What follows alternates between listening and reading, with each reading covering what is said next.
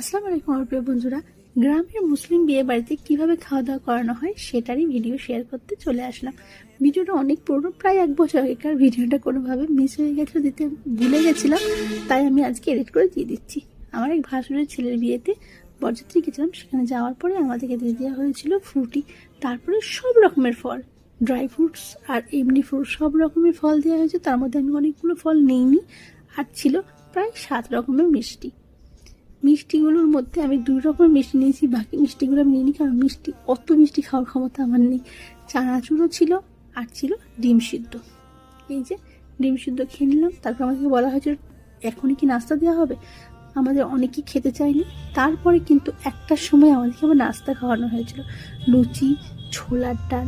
আমাকে বোধহয় বুঝতে পেরেছে আমি লঙ্কা ভালোবাসি, তাই আমাকে লঙ্কাতে ভরে দিয়েছে। আর ছিল মাটন কষা। সবগুলো আমরা খাওয়া দাওয়া, মিষ্টিও ছিল। মিষ্টি মনে হয় মিষ্টি খাইনি বললাম, কারণ 1 বছর আগেকার ভিডিও, ভুলেই গেছি খেয়েছি কি খাইনি। হ্যাঁ, মিষ্টি খাইনি, খেলে ভিডিও অবশ্যই থাকতো। এই যে মাটন দিয়ে লুচি খেললাম 2 পিস। তারপরে ছিল 4টের সময় ভাত। মানে বিয়েতে আমরা পৌঁছেছি 12টার সময়। এই যে টিফিন, তারপরে নাস্তা চলতে 4টের সময় ভাত। ভাতে ছিল ফ্রাইড রাইস, পটল চিংড়ি, পটল ভাজা, স্যালাড, চিকেন কষা আর মাটন। রান্নাগুলো সবই দুর্দান্ত হয়েছিল, কিন্তু ওই যে বলে না ভরা পেটে ঘি কষটা, সেই হয়েছিল আমার হাল।